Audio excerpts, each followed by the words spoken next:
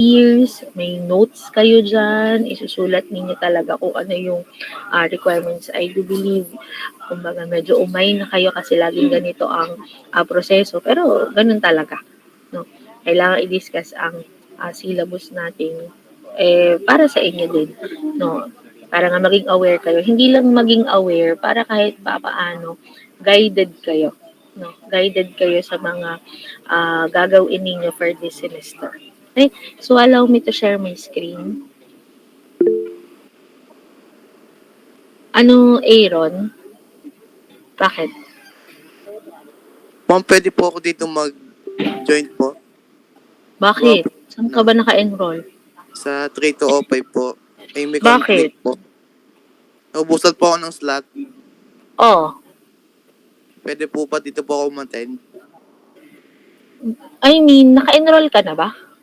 Opo, wala naman pong conflict sa schedule ko. Saan ka mismo naka-enroll? Sa 3205 po. Oh, bakit naka-enroll ka doon pero hindi ka doon a-attend? Ha? May conflict po sa schedule ko. Bakit nagkaroon ng conflict? Kasi hindi ka makaka-enroll doon kung Kaya po may inaayos ko po. conflict. Ay, tinatanong ko nga, bakit ikaw ay naka-enroll doon kung meron kang conflict?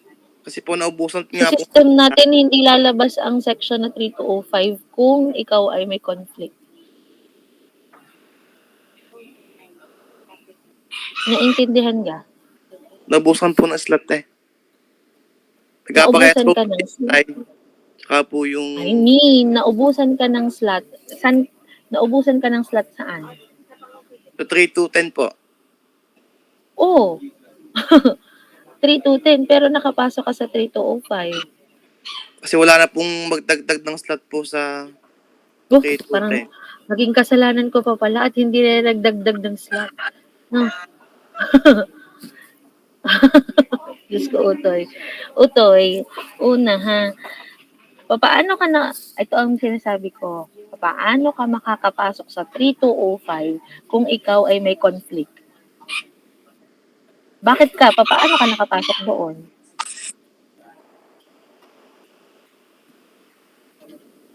Di ka? Sabihin nyo nga sa akin, tama ga? Hindi lalabas sa system kung conflict.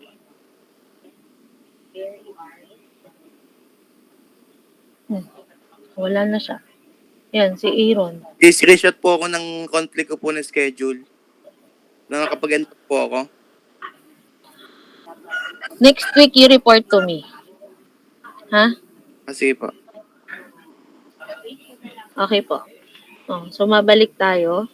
No, so, again, allow me to share my screen.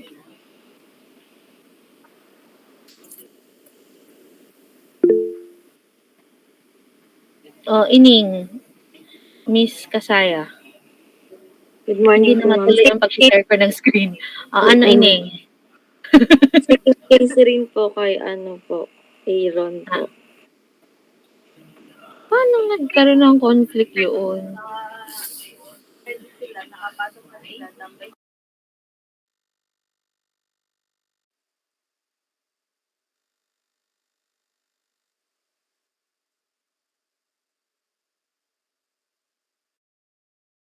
Okay, so discuss na lang natin yun during our face-to-face class. Basta make sure na sa akin talaga kayo naka-enroll at hindi kay Attorney Valdez. Maliwanag? Yes po, ma'am. Thank you po. Okay. So again, allow me to share my screen. By the way, meron pa bang hahabol? Hindi ko ma-share ang aking screen. Wala na. Okay na. Okay na tayo. So, sige.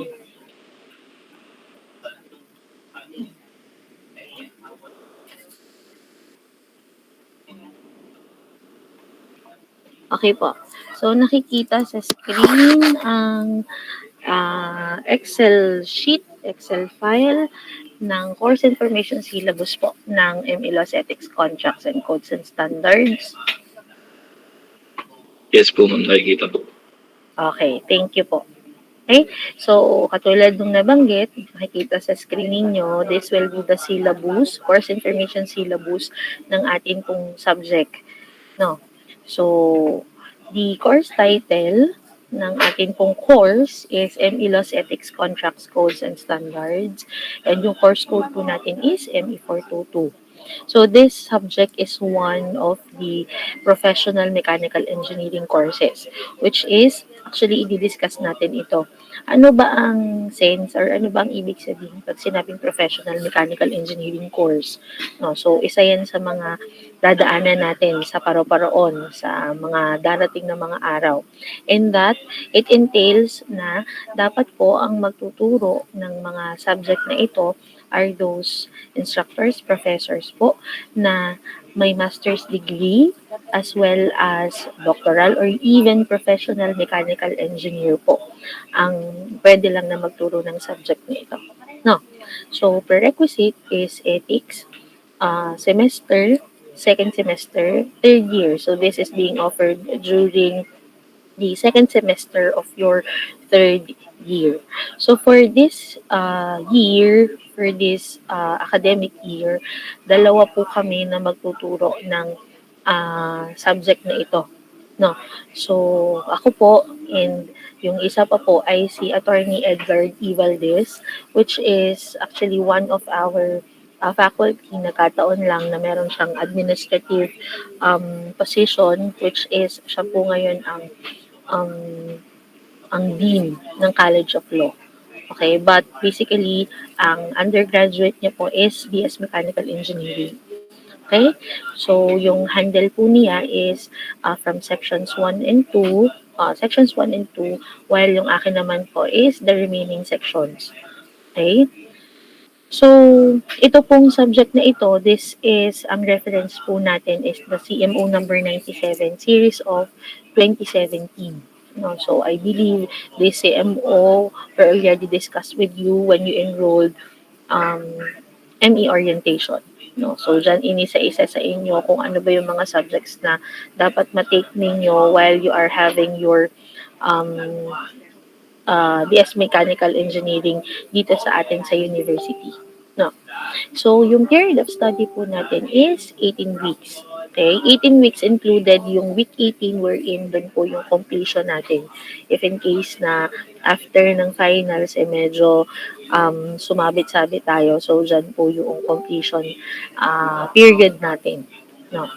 So, for the course rationale in description, the subject relates to the laws concerning mechanical engineering, the jurisprudence on contracts, the fundamentals of engineering specifications, and the professional ethics, the nature and effect of contracts, and the weight and obligation that it carries, as well as the forms and how it is interpreted, shall be discussed to provide the students who are prospective engineers an overview of the particular guidelines in legal documents. Familiarization with the technical codes and standards are also included. The aim of this course is to produce engineers who are competent in business dealings and dedicated in observing proper professional ethics. So basically, this subject gives you an overview, no? Kumbaga, dito malalaman na natin, well, first, sabi natin nga, dun pa lang sa pagpasok ninyo sa ating university, pagpasok ninyo ng college at pagpili ng ME program, ME course, no, sinasabi na yan pagdating sa atin po na ME laws. No? Ano ba yung required sa isang university na dapat, ano ba yung required sa university para makapag-offer sila ng mechanical engineering program? And then after that, no, ano yung mga subjects na dapat matake, no, when you are offering a mechanical engineering degree program, no, after taking all those subjects, pagka-graduate natin, ano yung mga requirements sa atin, ano yung mga dapat natin gawin for us to take the licensure examination. After makapag-licensure examination, ano po naman yung required sa atin kapag nakapasa na tayo at naging ganap na mechanical engineer. No. After din noon, ano yung mga rules and obligations as a professional? No, paano natin i-continue na tayo ay qualified and we are certified or really, kumbaga, meron tayong continuous education pagdating sa field natin or sa profession na napili natin. no? When you are working na sa company, no? When you are working na in the company wherein there is really a great possibility na marami tayong makaharap na ibang tao, magkaroon ng sabi nga dito, business dealings, marami kayong makakakontrata. Ano dapat ang, kumbaga dapat magkaroon tayo ng idea. This subject will help you to have the idea. Ano ba dapat yung laman? No, nung mismong kontrata, ano yung mga dapat at hindi dapat maging laman noon, kailan nagiging invalid, kailan nagiging void ang isang kontrata. So this subject will guide you. Again, sabi ka magkakaroon kayo ng konting kumbaga idea pagdating sa gagawin ninyo in the future. Gagawin at ginagawa or gagawin pa nga in the future. No? So, isa pa, biglang ko lang ng ano ba yung professional ethics nating mga mechanical engineers. So, kailangan pagdaanan natin ito. Kailangan natin siyang ma-discuss. Excuse me. For the contact hours, so we have 2 hours lecture and our schedule is every Wednesday 8 to 10 a.m. No, 8 to 10 a.m. During ad weeks ay tayo po ay face to face. Again, we still have the odd even scheme wherein tayo po ay face-to-face during odd weeks and online naman during even weeks. No? So, okay po. So, anong tawag dito? During odd weeks po, during odd weeks po, ang room natin is ML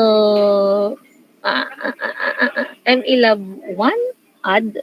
Tama ka nga. M11 ba? Ito po nasa M11 portal, ma'am. ano pa? 2? M11 Ito 2? po. Sorry na. Parang kakalagay ko lang kanina ng classroom ng room sa classroom natin. Okay, so MLab 2 add tayo. No, so doon yung magiging classroom natin by next week. No, and then again nga ay di face to face o online class tayo. So we have our classroom na and I hope all of you ay naka-join na sa classroom natin. No. So next po is for the criteria for assessment. No. So, I hope ay tinitake down notes ninyo ito, no, para sa subject ko na ito. And I think sana sa lahat din ng mga subject ninyo ginagawa niyo yun for you to be guided. Ilan ng percent ang ganito, ilang percent ang ganyan. Kung medyo semp lang ako sa part na ito, sa assessment na ito, baka pwedeng bumawi ako sa ganito. No. So as you can see sa atin pong criteria of assessment, meron tayong 50-50. No, 50% for the major examinations and 50% for the other assessment. So you can see there na yung atin po na midterm examination and final examination constitute yun pong 50% of your final grade. So, tig 25% po yung dalawa. No. While we still have or we do have yung quizzes natin which is 25% naman. So yung quizzes po na yan is dalawa din for this semester. That will be, kumbaga yung quizzes na yan, yun yung dating preliminary examination and yung semifinals examination. No? So, yan po yung mga quizzes natin. And then 15%, as you can see, no, hindi ko alam kung sa ibang assessment ninyo ay meron kayong ganyan, no. But in this subject, kung makikita ninyo, napakalaki po ng percentage ng recitation. And that, i-require ko po kayo next meeting for you to bring 1/8 index card. So, yung content, doon na lang natin pag-usapan during our class, no. So, magdala po kayo ng 1/8 index card. Lagyan niyo na rin ng 1 by 1 picture para naman makita ko, no, yung itsura ninyo, no.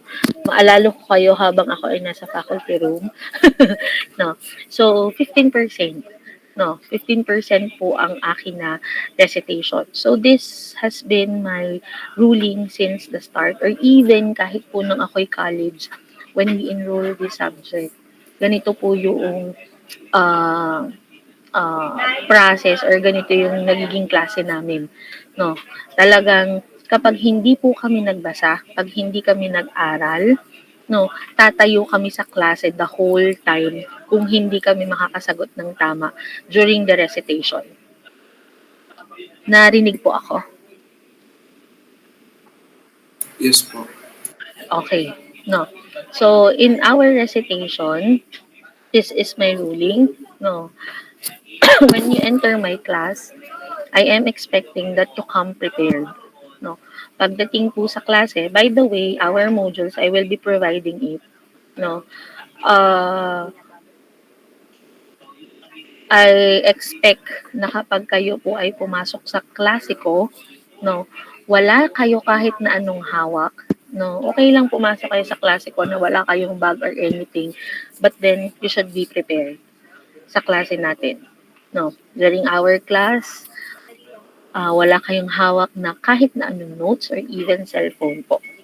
No, because once na pumasok kayo sa klase ko, ibig sabihin, kayo po ay prepared at nakapagbasa na. No, so I will be asking question which is related naman dun sa topic na i-discuss natin. No. And yun naman ay informed or ibibigay ko naman in advance for you to review and for you to read. Okay po. And then the remaining na 10%, we have yung exercises po and sit works. So that is equal to 100%. Okay? So for the teaching learning assessment, so we have the active learning, problem-based learning, collaborative learning. So basically, ang sinasabi lang dito is that, yun nga, hindi pwedeng sa klase ko, no, sa klase natin, nakaupo lang kayo. No. As much as possible, meron po tayong participation, meron tayong, kumbaga, involvement during our class, no. Hindi magiging tahimik ang klase natin na ako lang ang magsasalita. Kayo po ay magsasalita din during our class. Okay po. And pagdating dito sa problem-based learning, actually hindi siya yung katulad ng mga subject natin na computational, na more on ang subject po natin. Well, I think you are aware naman sa subject, ME laws, ethics, contracts, and codes and standards. No. So more on, hindi tayo problem solving, more on situational problems tayo, more on case studies. If you are an engineer, if this happens, what would you do? May mga ganyan. No, may mga ganyan tayong um, gagawin, no, pagdating sa klase natin. No, I mean, sabi ko nga kanina, hindi magiging tahimik yung klase natin na at hindi rin yun one-sided na ako lang ng ako ang magsasalita. No, kayo din. No, magkakaroon tayo ng anong tawag dito, engagement pagdating dun sa ating klase. No. So, for the assessment strategies, so sabi ko nga kanina, this is in line with the assessment task. So we have the recitation and quizzes. So the students will be required to answer pertinent questions during class discussions. And then quizzes will be utilized to determine their knowledge. Okay? So, I do believe kasi na kapag nagkaroon ng recitation, nagkaroon ganito, may instill yan sa inyong mga pag-iisip. Lalo kung halimbawa nagkataon na during the examination, pag nag-take kayo ng exam, tapos nabasa niyo yung question, ay, ito yung tinanong sa akin ni ma'am during our recitation, kaya kayang-kaya ninyong masagutan. No. So, yun.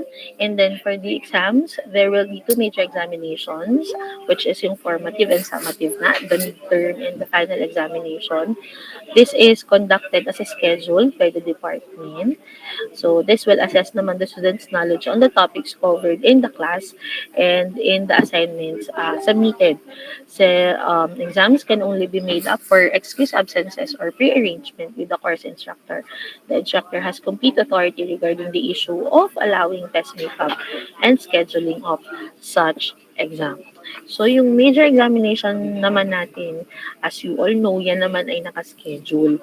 No, so if in case na nagkataon na sa schedule na yon, magkasakit kayo or nagkataon na before ilabas yung schedule, meron kayong prior commitment or prior na schedule, no? So you can, hindi naman ako ganun talaga namang pakahigpit, no? Pero please inform me in advance, no? Please inform me in advance. So that syempre maging aware ako na okay, during the examination, ito lang yung magte-take ng exam, hindi ko na kayo hahanapin, no? At the same time, hindi na ako, ah, anong tawag dito, at the same time, aware din ako that I have to make another set of examination, doon sa nag-inform sa akin na hindi sila makakapag-take. No. So again, kindly inform me in advance. Okay po, in advance. If in case na nagkasakit, wala namang masama, i-message niyo ako, inform me. And then, sabi ko nga, make sure lang na meron kayong justification or proof na talagang kung talaga nagkasakit, medical certificate, yan, or even letter from your parents na nagsasabi na kayo ay nagkasakit. No. And then number 3, homework, sit work, problem sets, and other exercises will be of help to fully understand the concepts being presented in class. There will be homework to be given in class about topics needing further understanding, thus students are encouraged to do it. It will be due at the beginning of the following lecture period unless otherwise specified. Late assignments will not be accepted. The purpose of the homework is to practice with the material and to improve the students' understanding. Students are encouraged to discuss with their classmates. However, the homework solutions that will be submitted for grading must be written individually. No. So, itong mga homework or even yung sit work or even during the recitation, ako naman, hindi naman yung okay. Kung sino lang yung tinatanong, siya lang yung sasagot. Or yung mga pagkakataon, I actually allow them na kung kahit paano mag-discuss. Pero syempre, hindi ganun kalakas. No? Hindi ganun kalakas during class. Kasi may mga pagkakataon na, may tinanong ako, tapos, ay, mali yung nasagot. Di ba may mga pagkakataon tinatanong natin katabi natin, uy, mali yung sagot niya. O, ganito, ganyan. Ang nabasa ko ay ganito, ganito, yung ganyan. No. Pwede yun. No. Okay lang sa akin yun. No. Walang problema. Pero syempre nga, medyo ito-tone down natin yung, ilo-lower natin yung voice natin para hindi naman makagambala during yung mismong actual natin na klase. No. So, ayun. Ano pa?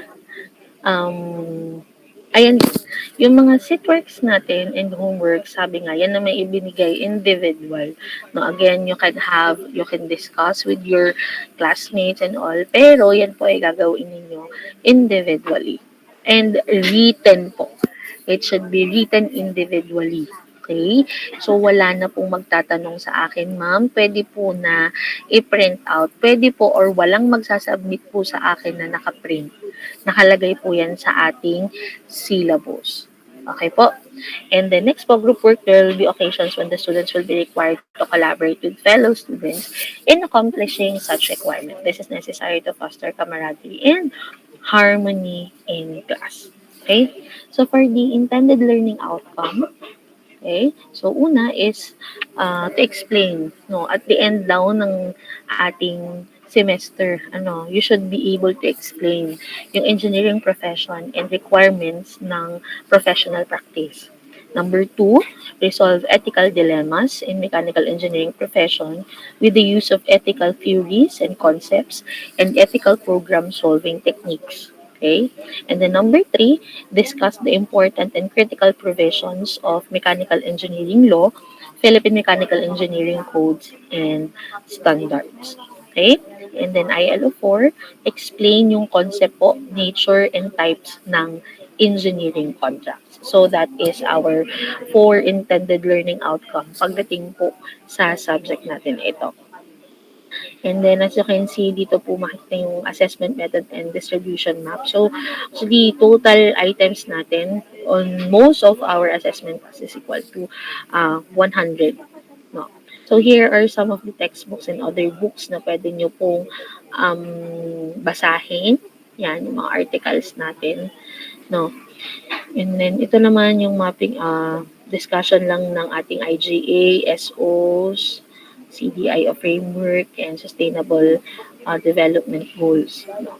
So, for the course policies, so ito namang grading system natin, this is very common to uh, all no your courses. No, so as you can see, you can get or you can receive a grade of 1 and you can get a failing grade of 5. No, pwede rin naman na INC kapag po ang grade ninyo ay nag-fall sa or yung final grade na compute ninyo ay mag-fall sa 70 to 74.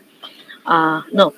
So, at the end ng ating pong semester, after week 17, no, most of the time, actually, since 2016, for this subject, I make it a point na after ng final exam, minimit ko yung mga student ko and I return all their anong tawag dito, all their assessments, no? And then, sila na mismo ang pinapa-compute ko ng grade. Binibigyan ko lang sila ng sheet, no? Binibigyan ko lang sila ng sheet and then sila na yung mismo naglalagay, sila na yung nagko-compute, sila na rin ang nakakakita ng final grade nila para hindi na sila pag nakita nila na okay, pasado na ako, no? Okay, bagsak na ako, no? Wala na yung paghahabol kasi yung grades naman ay sila na ang nag-compute.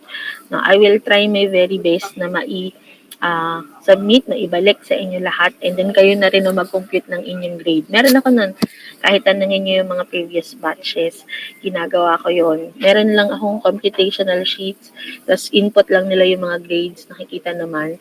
Tapos yun, nakikita na nila na yun yung final grade nila. Kung mag-fall, so sa 70 to 74 yung kanilang final grade, so automatically they know na magre-removal examination sila. No. So, ayun, same din ang nasa syllabus natin, no. If your computed grade ay nasa 70 to 74.99 po ha. 74.99. Then you will be given remedial activity. More or less, yan po ay removal examination. Examination siya. No? So, pagdating po doon, isang beses lang po akong magbibigay ng removal exam. Isa lang po. No, because as I heard during our meeting, ang feedback galing sa inyo ay ang pagre-removal daw ng napakarami, hindi siya actually nakaka-help. But for you, nakaka-exhaust, nakakapagod na mag-removal. So therefore, sabi nga namin, ay siya, sige, hindi namin kasi nakita yung view na yun. Ang naisip lang namin is for us to help you para makapasa sa subject. Ganun pala ganun yung naging feedback. Therefore, sabi nga namin, ay siya, kung ganun naman pala, ay di isa na lang na removal exam ang ibibigay. No, kung ano man yung maging result ng removal exam na yun, di yun na. Final na yun. No, so, yung removal exam po, yan yung makakapagsabi if you pass or fail yung atin po na subject. Okay? Maliwanag po? Narinig po? Yes po. Okay. Isa lang ang nasagot. No. Siguro naman. No. Okay. So, maliwanag yun ha, pagdating sa ating grading system. Actually, dito naman sa subject na ito, since 2016, meron talagang nakakakuha ng 1, yan, 1.25, yan. Matataas kadalasan or karamihan, lalo kapag talagang nag-aaral, no? Lalo kapag talagang nagbabasa, lalo kapag binasa yung mga lecture notes na ibinibigay ko po, no? Pero meron din namang or marami din naman na dahil nga tamad, hindi nag-aaral, hindi nagbabasa, during the recitation, hindi laging nakakasagot, laging nakatayo during my class, talagang bumabagsak. No. Wherein, sila na rin naman mismo ang may alam bakit sila ay bumagsak. No. Actually, extremes. No. Maraming mataas, ilan din naman yung mababa. Pero meron din namang nasa gitna. No. Actually, sa tunay, medyo bihira talaga ang pumasok yung grade sa removal kasi more on kung hindi sila pumasa, dun sila sa talagang bagsak sila kasi nga tamad. Kasi nga hindi nag-aaral. No. Kasi yun lang naman kasi talaga yun. Kapag tamad, huwag ka nang umasa na ikaw ay papasa. Ano, kapag tamad, kapagka basta nangala ang napasok, wag umasa na papasa. Kasi makikita naman. Makikita during the class, makikita or nakikita during the examination. No? Okay po. Pasabi again sa kaklase, please use the GSUT account when entering our class. Pasuyo po ako. No? Okay? Sige. Okay na tayo dun ha, pagdating sa grading system. Okay. Next po is the class policy. Prompt and regular attendance of students is required. Total and excused absences shall not exceed 10% of the maximum number of hours required per course or per summer term. A semester has 18 weeks. So basically, 17 weeks. 17 weeks na tayo. Actually, nasa second week na tayo ngayon. So, pero if we are going to compute, no, sabi, 10% ng maximum number of hours. So, ang total natin, if 2 hours tayo a week, so that will be 34 hours tayo for this semester. No, so kung 10%, that will be 3.4. O, i-ano na natin na nasa 4 hours. 4 hours na late or absent po kayo sa klase natin.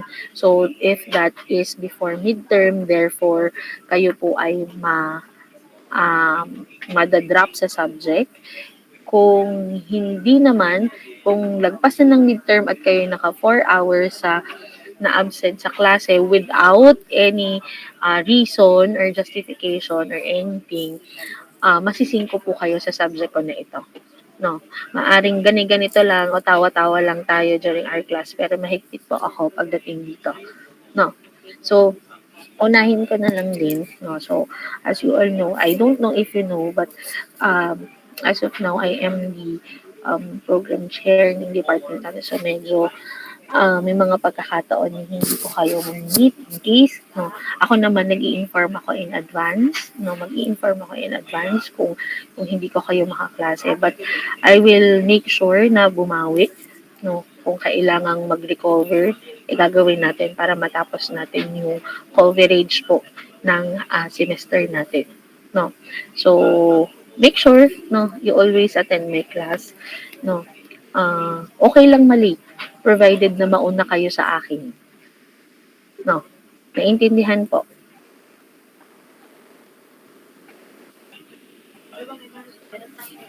Naintindihan po. Yes po, ma'am. Opo, ma'am. Tama. Okay.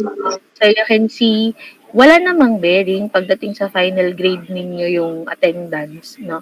Pero may bearing siya pagdating sa status ninyo sa klase ko, no?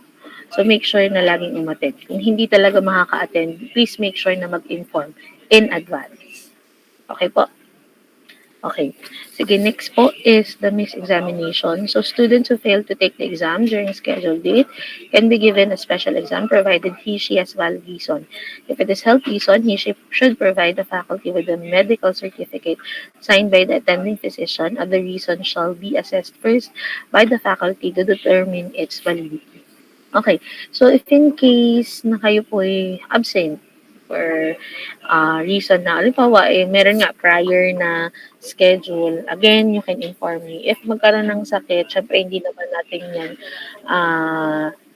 natin yan maaasahan, inaasahan, yung pagkakasakit. Kung hindi kayo,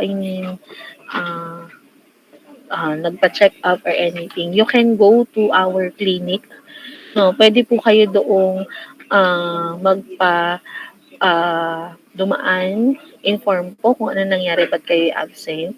Then there, makakakuha po kayo ng medical certificate na masasign na naman ng ating physician. No, so make sure po ID yan. No, wala kayong magiging rason na hindi po ako nakapagpa-check up. Okay lang kung hindi talaga sa ospital, pero pwede po kayong dumaan sa ating clinic. Kasi doon pwede kayong makakuha ng medical certificate ninyo.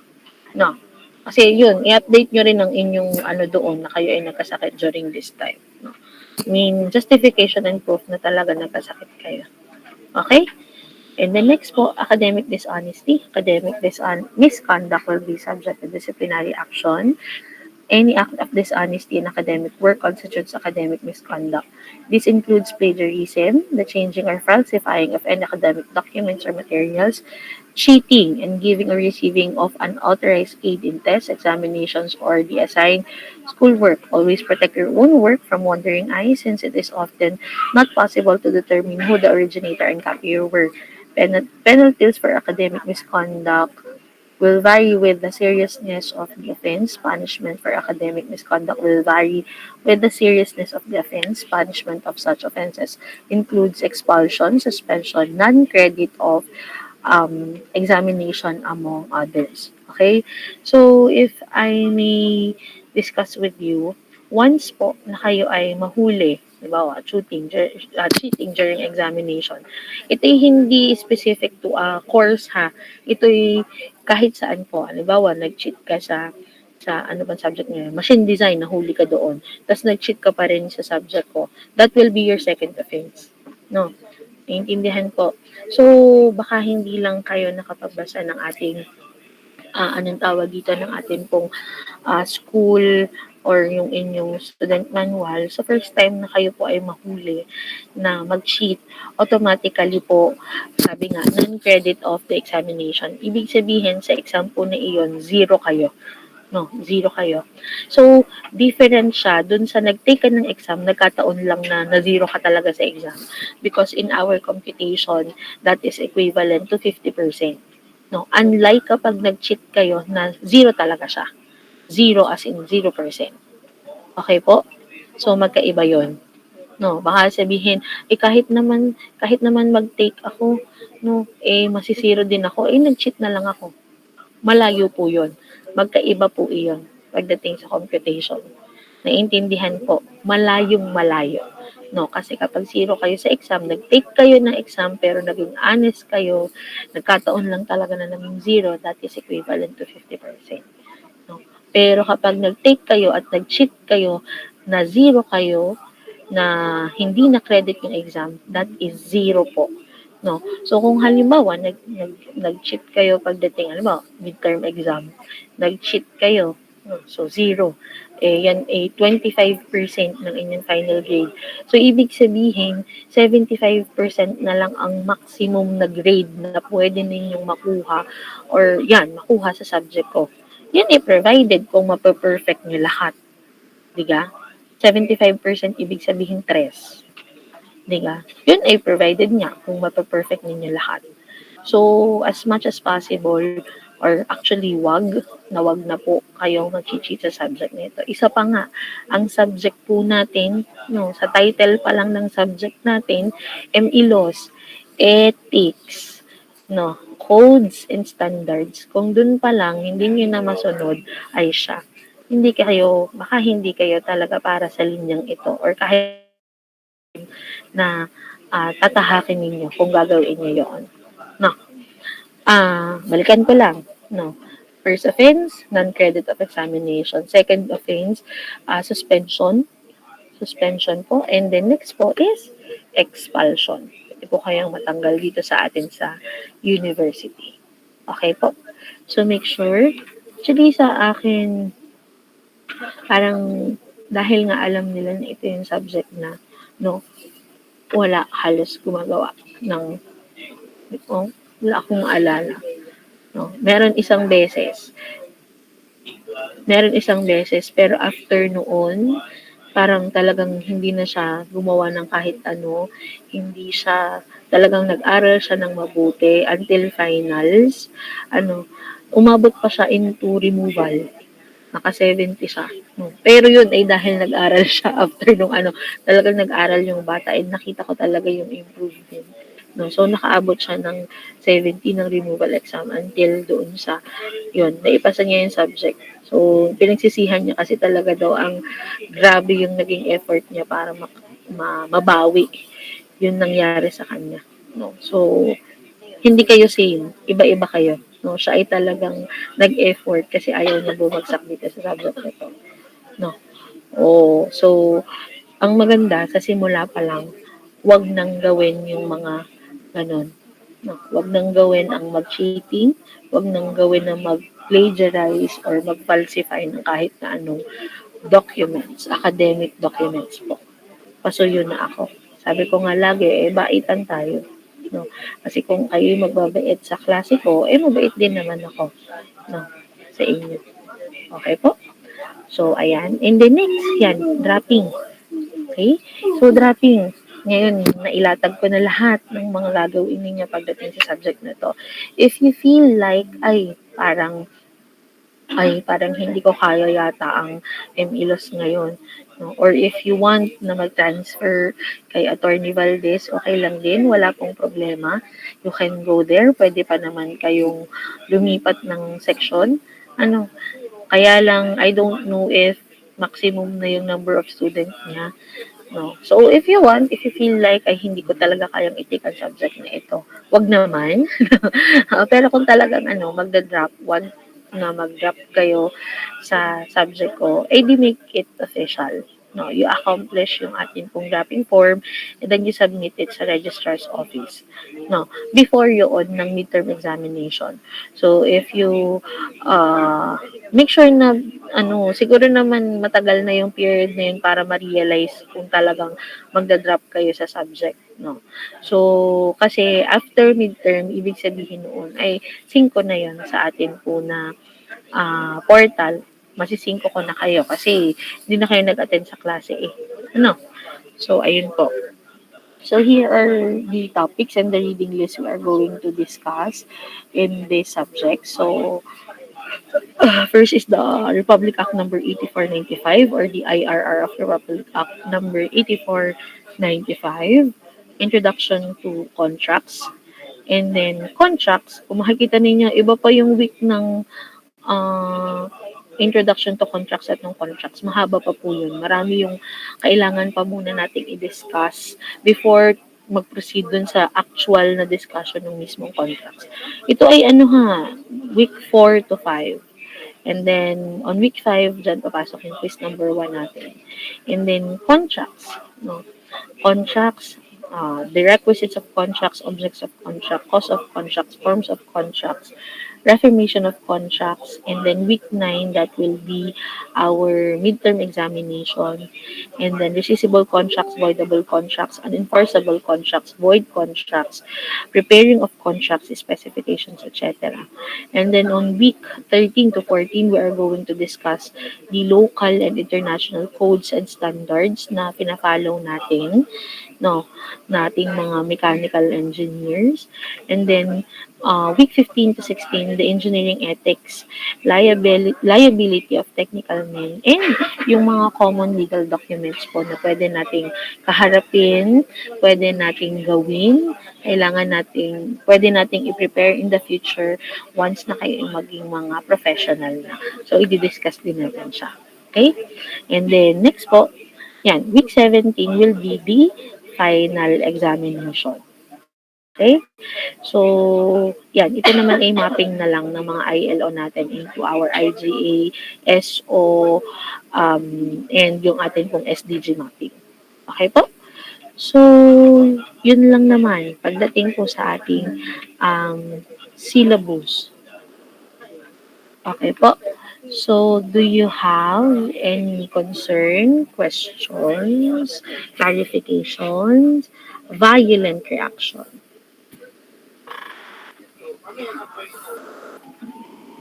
Wala naman po. Maliwanag po. Wala talagang tanong. No, because on Wednesday, again next week, so I will be asking you to sign yung acknowledgement na naintindihan ninyo kung ano yung nasa syllabus, for you, kumbaga confirmation iyon na naintindihan ninyo yung laman ng syllabus natin, wala bang question, lalo na pagdating sa part ng recitation natin, I don't know, kasi baka meron kayo dyan na mga seniors, may mga kuya-kuya, pwede kayong magtanong. Ma'am, paano ang nagiging klase ninyo sa MELOS? Kuya, ganito ba? And sigurado, meron dyan magsasabi, ako'y laging nakatayo. almost 2 hours akong nakatayo kasi may pagkakataong hindi ako nakakapagbasa bago pumasok sa klase ni ma'am. No. So again ha, please bring 1/8 size index card next meeting. Ha? Yung content ay dito na lang sa klase natin. No. Lagyan na din mag-prepare na rin ng 1 by 1 na picture. Okay po? May question pa? Ken? Excuse po ma'am, i-upload niyo po ba yung syllabus po? Kasi kung kita niyo naman wala pa siyang sign. Una muna kasi itong isa-submit sa ISO office no sa ating documents and legal So kailangan muna doon. Hindi pwede siyang ibigay ng hindi pa okay, na hindi pa nasa-signan. Pero rin may printed na sa Kaya nga sabi ko sana kayo yung nag-take down notes. No? So, ayun po. During our ngayon, yung orientation. No? So, ayun. May question pa po. Ang masasabi ko lang dito sa klase na to, basta magbait at mag-aral at magbasa. No, sabi ko nga, hindi kailangang i-memorize kung ano yung mga notes na ibibigay ko sa inyo. Ang mahalaga na basa, no, nasa isip, nasa puso, pero hindi kailangang memorize. Hindi ko kailangan ng ganun. Mahalaga na iintindihan. No, kasi during the recitation, hindi ko naman i-require na word per word kung ano yung nakalagay yun. No, ang mahalaga sa akin na intindihan. Okay po? Okay. So, for your assignment agad. Kasi hindi ko maibigay sa inyo yung module, no? For your, in preparation na lang, kindly read RA 8495. No? Kindly read RA 8495. Okay po. So, yan yung magiging topic natin for next week. Okay po? Okay? May question pa? Okay. So, kung wala na, by the way, sino pala ang ating batch, BOD? Kasi parang nagkahalo-halo na yata kayo. Donald. Si Donald? Apo, ma'am. Yan. You can siguro make a GC, no? Or pwedeng ikaw na rin lang naman ang message sa akin if in case, para lang, sige, susulat ko nga. Para naging aware ako. Kasi sabi ko nga sa inyo, medyo may pagkakataon na busy. Baka hindi ko kayo ma-meet. Donald, anong pangalan mo, Utoy? Donald Charles Agkis.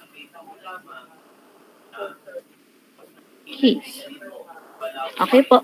So, kung wala ng concern, question, clarification, again, please read RA 8495. No? And please be prepared when you enter my class next week. Okay? So, if wala ng concern, pwede na kayo mag-read sa meeting room. Thank you.